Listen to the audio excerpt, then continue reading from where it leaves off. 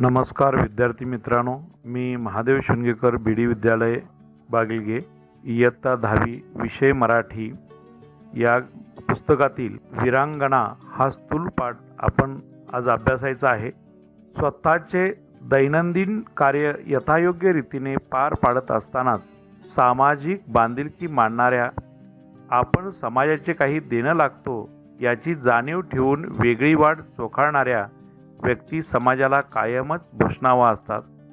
प्रस्तुत पाठात देशहित आणि समाजहित जपणाऱ्या दोन वीरांगणांचा परिचय करून दिलेला आहे।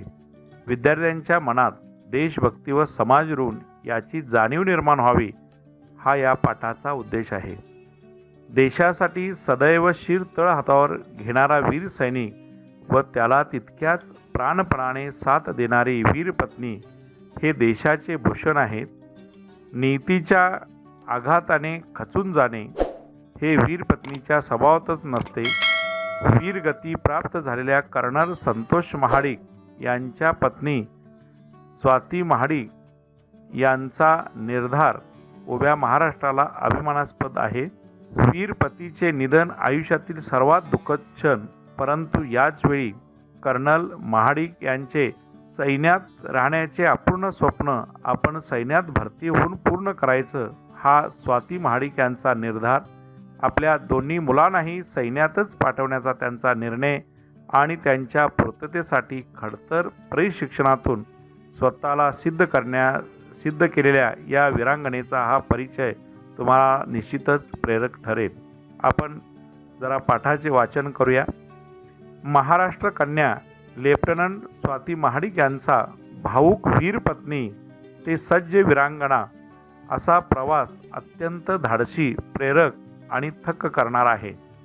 शिवाजी विद्यापीठातून BSc व MSW अभ्यासक्रम पूर्ण केल्यानंतर पुणे महानगरपालिकेतील झोपडपट्टी पुनर्वसन विभागात दारिद्र्य रेषेखालील लोकांसाठीच्या विविध योजना राबवण्याचे काम स्वाती महाडिक करत होत्या। शिक्षण पूर्ण झाल्यावर त्यांनी सुखी संसार करण्याची स्वप्ने पाहिली होती।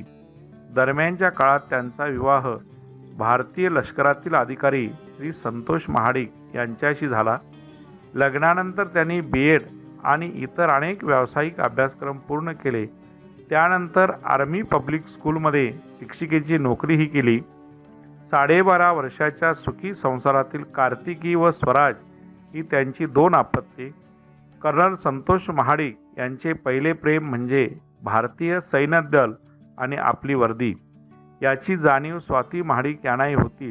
भारतीय सैन्य दलात आपल्या वैशिष्ट्यपूर्ण कामगिरीचा व आगळ्या व्यक्तिमत्वाचा ठसा कर्नल संतोष महाडिक यांनी निर्माण केला होता आणि अचानक 17 नोव्हेंबर 2015 रोजी जम्मू काश्मीरच्या कुपवाड्यात 49 राष्ट्रीय बटालियनचे कर्नल संतोष महाडिक यांना दहशतवाद्यांशी निकराने लढा देताना वीरमरण आले ही बातमी आली।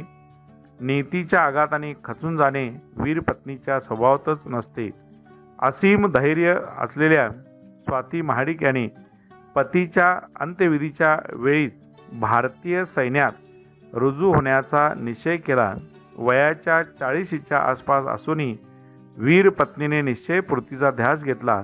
त्यासाठी विशेष परवानगी घेऊन प्रयत्नपूर्वक वयाची अट शिथिल करून घेतली। स्टेट सिलेक्शन बोर्डाची परीक्षा पहिल्याच प्रयत्नात उत्तीर्ण होऊन स्वाती महाडिक यांनी शारीरिक व वैद्यकीय चाचण्याही यशस्वीरित्याने पार पाडल्या।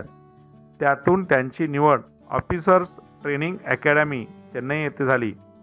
तेथे त्यांनी 11 महिन्यांचे अतिशय खडतर प्रशिक्षण पूर्ण केले आणि 9 सप्टेंबर 2017 रोजी लेफ्टनंट म्हणून लष्करात दाखल झाल्या। आपल्या खांद्यावर अभिमानाचे 2 स्टार मिळवले। त्यावेळी त्यांची मुलगी कार्तिकी ही 7वीत तर मुलगा स्वराज हा इयत्ता 2रीत शिकत होता। या वीर पत्नीने देशासाठी पतीने केलेल्या बलिदानानंतर खचून न जाता सैन्य दलात भरती होऊन केवळ आपल्या अपत्यासमोरच नव्हे तर देशातील प्रत्येक स्त्री, प्रत्येक मूल यांच्यासमोर एक अनोखा आदर्श उभा केला आहे। त्याबद्दल त्यांचे आई वडील, सासरची मंडळी व मुलांनाही त्यांचा सार्थ अभिमान वाटतो। स्वाती लहानपणापासूनच धाडसी होती असे त्यांच्या आई सांगतात। पतीच्या मृत्यूनंतर समाजाने त्यांना शिक्षण क्षेत्रात तसेच राजकीय क्षेत्रात मानाच्या अनेक संधी, अनेक सुखासीन आयुष्य देऊ केले होते, परंतु ती सर्व प्रलोभने झुगारून त्यांनी सैन्यात भरती होऊन पतीचे पहिले प्रेम जिवंत ठेवण्याचा धाडसी निर्णय घेतला. त्याचवेळी पित्याचे छत्र हरवलेल्या आपल्या दोन्ही मुलांना सैन्यातच पाठवणार हा स्वातीताईंचा निर्धार हे देशप्रेमाचे जिद्दीचे मूर्त रूप आहे. खडतर प्रशिक्षणाच्या काळात आपल्यापेक्षा साधारण निम्मे वय असलेल्या 22-23 वर्षाच्या तरुण मुलींबरोबर प्रशिक्षण घेताना स्वातीचा उत्साह सरत्या काळालाही लाजवणारा होता. हे प्रशिक्षण त्यांना खडतर वाटले नाही, उलट त्यांच्या दुःखावर मात करण्याचे ते एक साधन ठरले. अन्यथा या वेदनेतून बाहेर येणे कठीण होते असे त्या म्हणतात.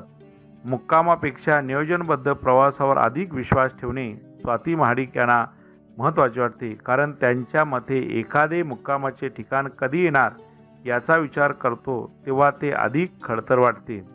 जेव्हा आपण त्या प्रवासाचा आनंद घेत मार्गक्रमण करतो तेव्हा तो प्रवास खडतर वाटत नाही. स्वाती महाडिक म्हणतात, आर्मीचे जीवन ही फक्त नोकरी नाही, तर तो जीवन जगण्याचा एक वैशिष्ट्यपूर्ण मार्ग आहे.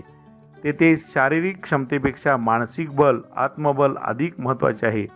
निग्रही, करारी आणि धाडसी अशा या रणरागिणीचा जीवनाकडे पाहण्याचा सकारात्मक दृष्टिकोन महत्त्वाचा आहे. आपण जे काम करतो मग ते कोणतेही असो त्याच्याबद्दल आणखीन जाणून घेणं, अधिक शिकणं हे जीवनाच्या प्रत्येक टप्प्यावर महत्त्वाचे असते असे त्या म्हणतात.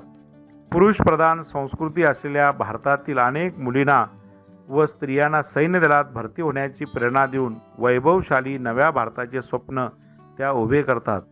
पतिनिधनाचे असीम दुःख बाजूला ठेवून पतीचे अधुरे स्वप्न पूर्ण करण्याच्या हेतूने भारत मातेची सेवा करण्यासाठी सज्ज झालेल्या या वीरांगणेला सादर प्रणाम. विद्यार्थी मित्रांनो, याच्यामध्ये शब्द आले. आता वीर पत्नी म्हणजे काय, तर वीर मरण आलेल्या व्यक्तीची पत्नी. वीरगती म्हणजे जे सैनिक देशासाठी लढतात त्यांना लढता लढता मरण आलेले असते त्यांना वीरगती म्हणतात. आणि वीर मरण म्हणजे देशासाठी लढता लढता आलेले मरण. अनोखे म्हणजे नवीन. सुखासीन म्हणजे सुखामध्ये असलेला. निग्रही म्हणजे ठामपणे असणारा. आणि करारी म्हणजे केलेला करार, दिलेले वचन, स्वतःच्या निष्ठा यानुसार वागणारा. आता इथं काही वाक्प्रचार आलेले आहेत. तळ हातावर शीर घेणे म्हणजे प्राणांची पर्वा न करता शत्रूशी लढणे. खचून जाणे म्हणजे उमेद संपणे. वीरगती प्राप्त होणे म्हणजे देशासाठी लढता लढता मरण येणे. अपूर्ण स्वप्न पूर्ण करणे, अपूर्ण राहिलेली ध्येय आकांक्षा पूर्ण करणे. तर विद्यार्थी मित्रांनो, आपण हा पाठ बघत असताना जे देशासाठी लढले ते अमर हुतात्मे झाले. सोडिले सर्व घरदार, सोडिला सुखी संसार, ज्योतिसम जीवन जगले, ते अमर हुतात्मे झाले. अशा प्रकारच्या कविता अभ्यासलेल्या आहात. अनेक सैनिक आज सीमा भागामध्ये किंवा सीमेवर अक्षरशः डोळ्यात तेल घालून पहारा करत आहेत, म्हणून आपण देशामध्ये सुखाने जगतो आहोत. खऱ्या अर्थानं सैनिकांचं बळ फार मोठं आहे, त्यांचं कार्य हे खूप मोठं आहे, म्हणून आपण आपल्या देशात सुरक्षित आणि संरक्षित आपण जगत आहोत. आणि मग अशाच पद्धतीचं कार्य करत असताना अनेकांना शत्रूंशी, मग ते पाकिस्तान असो, चीन असो किंवा अन्य कोणी शत्रू, यांच्याशी लढता लढता वीरमरण येते. तसंच स्वाती महाडिक यांचं झालं. आईनं भरलेल्या संसारात अगदी सगळं सुखाचं चालू असताना त्यांच्या पतीला पाकिस्तानच्या हद्दीमध्ये पाकिस्तानच्या सैन्याकडून जे गोळीबार झाला किंवा जे निकराचा सामना झाला, त्या ठिकाणी 17 नोव्हेंबर 2015 रोजी त्यांना काश्मीरमध्ये कुपवाड्यामध्ये मरण आलं. आणि हे असं होत असताना एखादी सामान्य स्त्री खचून बसली असती किंवा ती अगदी जीवनात उद्ध्वस्त झाली असती, पण तरीसुद्धा ती एक थोर सैनिक पत्नी होती. सामान्य लोक दुःखाने खचून जातात, पण असामान्य पती असणारी ही पत्नी, ज्या देशामध्ये अशा स्त्रिया आहेत तो देश नेहमीच पुढे राहणार आहे. आणि म्हणून या पत्नीनं सुद्धा एक धाडसी निर्णय घेतला. उच्च विद्याभूषित असणारी ही पत्नी दुःखाने खचून गेली, पण आपली 2 लहान मुलं आणि आपण या दुःखांचा सामना करायचा आणि तो सामना करत असताना आपल्या पतीचे जे देशावर असणारं पहिलं प्रेम होतं ते सिद्ध करायचे आणि त्यांच्याच कार्यात आपण सुद्धा झोकून द्यायचं म्हणून त्या निर्णय घेतला. त्याही सैन्यात भरती होण्यासाठी प्रयत्न करू लागल्या आणि त्या सैन्यामध्ये दाखल झाल्या. एवढंच नव्हे तर अत्यंत कठोर असणारं प्रशिक्षण त्यांनी पूर्ण केलं. त्यांच्याबरोबर प्रशिक्षण करत असताना अगदी 20-22 वर्षाच्या तरुण मुली होत्या, पण त्यांच्याही उत्साहाला लाजवेल अशा प्रकारचं कार्य ट्रेनिंग त्यांनी केलं. आपलं ट्रेनिंग खडतर हे केलं आणि त्यातून त्यांची निवड ऑफिसर्स ट्रेनिंग अकॅडमी चेन्नई या ठिकाणी झाली. तिथं त्यांनी 11 महिन्याचं प्रशिक्षण पूर्ण केलं आणि मग त्या लेफ्टनंट म्हणून 9 सप्टेंबर 2017 रोजी लष्करात दाखल झाल्या. त्यावेळी त्यांची मुलगी कार्तिकी ही 7वीत होती, तर मुलगा 2री शिकत होता. एवढी लहान मुलं असतानासुद्धा त्यांनी हे प्रयत्नपूर्वक प्रशिक्षण पूर्ण केलं. एवढंच नव्हे तर आपल्या त्या दोन्ही मुलांनासुद्धा सैन्यात घालायचा हा निश्चय घेतला. म्हणजे देशाबद्दलचा सार्थ अभिमान त्यांच्या रोमारोमात भरला होता. पतीनं जे देशाची सेवा केली अगदी सर्व भारतीयांना अभिमान वाटेल अशा प्रकारची ती सेवा होती.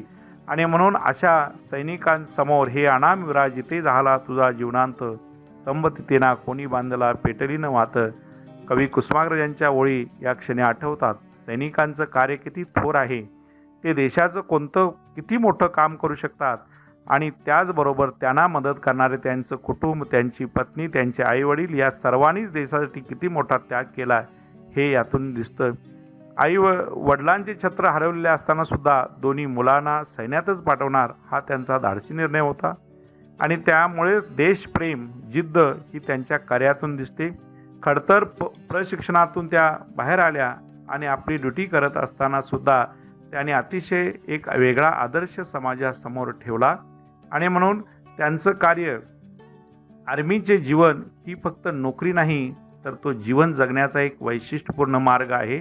हा फक्त मुलींसाठी नाही तर मुलांसाठी सुद्धा हा एक अतिशय मौल्यवान सल्ला आम्हाला त्यांनी दिलेला आहे. त्या निग्रही, कराई आणि धाडसी अशा ह्या रागिणी आहेत आणि जीवनाकडे त्यांचा बघण्याचा हा सकारात्मक दृष्टिकोन आहे. विद्यार्थी मित्रांनो, हा दृष्टिकोन अत्यंत महत्त्वाचा आहे. एवढं मोठं संकट आलं, सगळं घर उद्ध्वस्त होण्याची वेळ आली, तरीसुद्धा त्या संकटाच्या छाताडावर पाय देऊन उभं राहिल्या आणि त्यांनी आपलं ध्येय साध्य केलं. पुरुषप्रधान संस्कृती असलेल्या भारतातील अनेक मुलींना आणि स्त्रियांना सैन्य दलात भरती होण्याची प्रेरणा देऊन वैभवशाली नव्या भारताचे स्वप्न त्या उभे करतात. APJ अब्दुल कलाम यांनी जे भारताचं स्वप्न पाहिलं त्यामध्ये अगदी प्रत्येक तरुणी देशासाठी झपाटून कार्य करेल आणि देशाचं नाव जगात अजरामर करेल असं त्यांचं स्वप्न होतं आणि त्या स्वप्नाला साजेसच त्याने हे कार्य केलं आहे. आणि म्हणून अशा या वीरांगणेला आपण सर्वांनी प्रणाम करूया, त्यांना त्यांच्या कार्याला सादर प्रणाम करूया आणि आपण थांबूया. आपण हा पाठ पुन्हा एकदा वाचन करा आणि त्याच्या खालील प्रश्नांची उत्तरे स्वतःच्या शब्दात लिहा. धन्यवाद.